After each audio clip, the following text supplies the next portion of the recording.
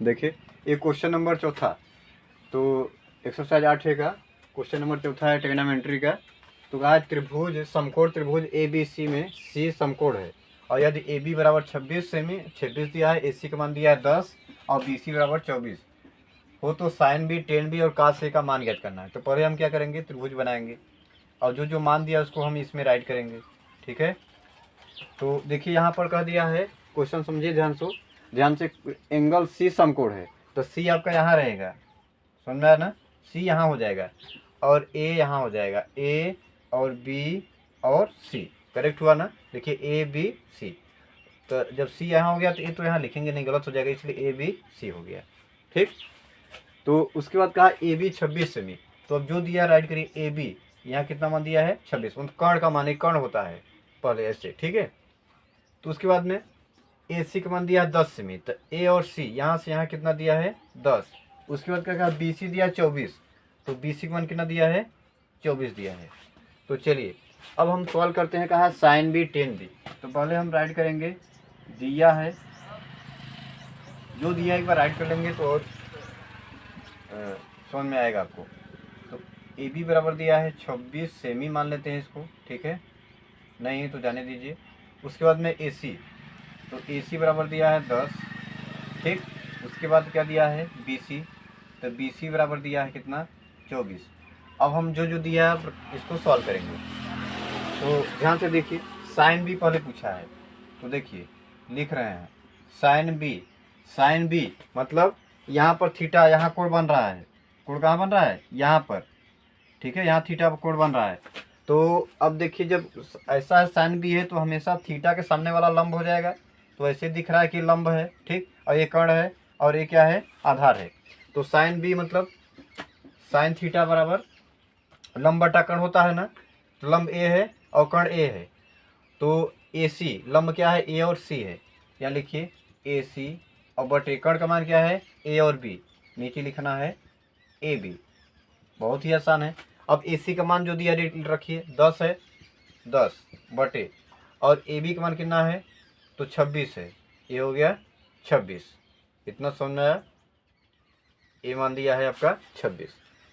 अब इसको देखिए काटेंगे, तो डिवाइड करिए, तब 2 से कटेगा ना, 2 पंजे के 10 और 2 13 दूना 26, तो मतलब आया आपका साइन बी बराबर आ कितना 5 बटा के 13।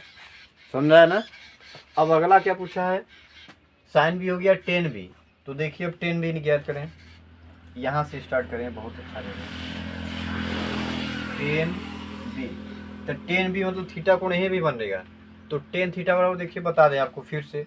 देखिए एल बटे के ए ना, तो देखिए साइन थीटा लंब बटा कर्ण, आधार कास का होता है आधार बटा कर्ण और 10 का होता है लंब बटा आधार।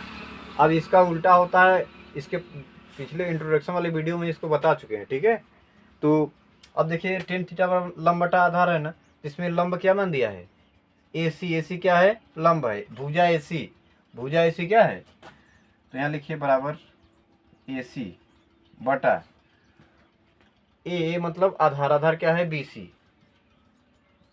चलिए अब ए सी का मान कितना दिया है तो 10 है, यहाँ लिखिए 10 बटा बी सी का मान कितना दिया है 24।